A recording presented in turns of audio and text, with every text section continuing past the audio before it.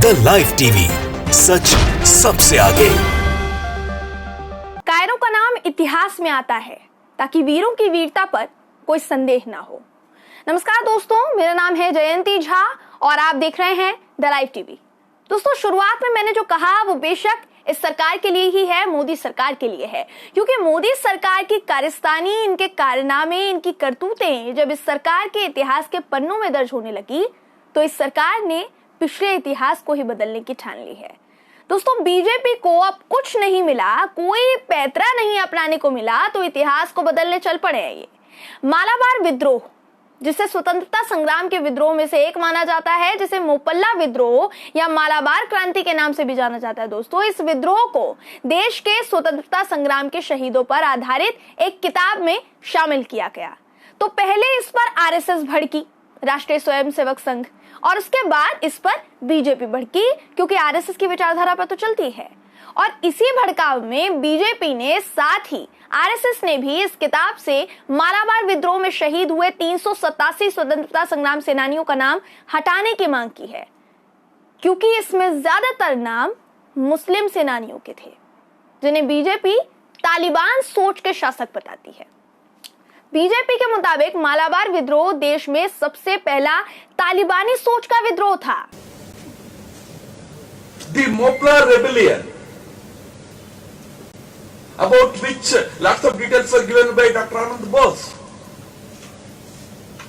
was in a way the first manifestation of the Talibani mindset in India withdrawal. It's okay. In 1921, there was no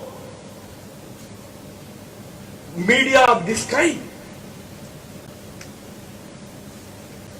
It could not be known to people in a big way.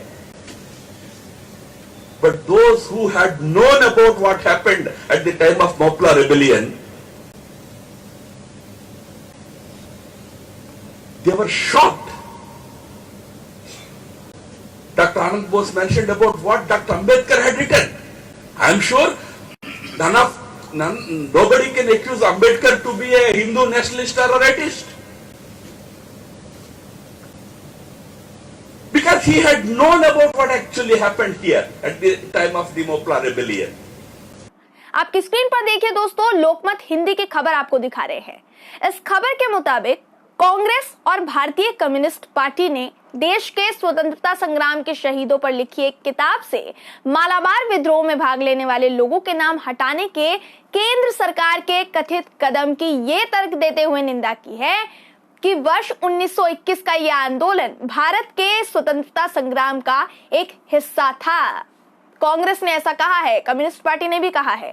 Congress के प्रदेश प्रमुख के सुधाकरन ने कहा है कि मालाबार क्रांति साम्राज्यवाद विरोधी ताकतों के खिलाफ एक उभरता आंदोलन था, और आरोप लगाया कि केवल संघ परिवार की ताकतें ही इस सरकार के स्वतंत्रता संग्राम को सांप्रदायिक रूप दे सकती है।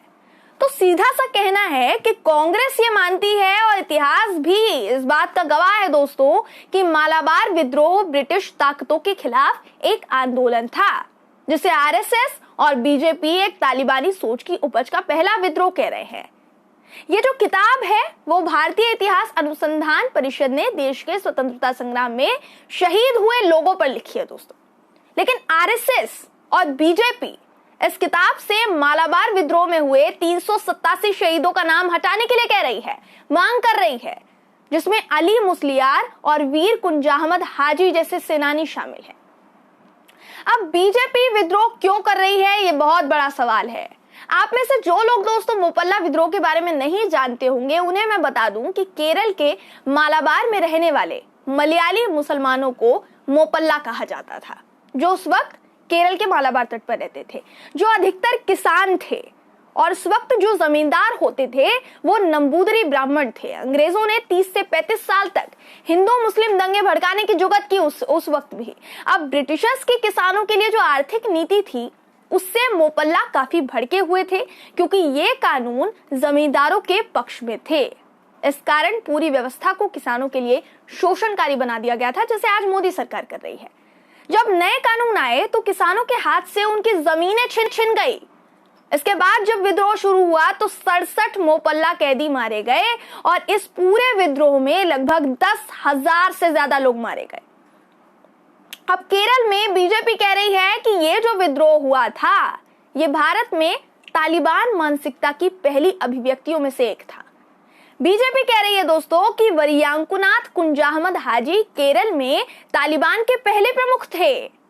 वही कुंजाहमद हाजी जिन्होंने गोली खाने तक ब्रिटिश राज को भगाने की लड़ाई लड़ी, अब बीजेपी इसमें भी हिंदू मुस्लिम एंगल ले आई है दोस्तों। जबकि सच्चाई क्या है? सच्चाई तो ये है कि सभी जमींदार मुस्लिम भी होते तो भी ये विद्रोह होता। नवभारत टाइम्स की खबर दिखा रहे हैं, क्योंकि ब्रिटिशर्स किसानों के साथ अत्याचार कर रहे थे, जमींदारों को उठाकर उनकी जमीन दे दी गई। अब अपनी जमीन के लिए मोपल्ला लड़े।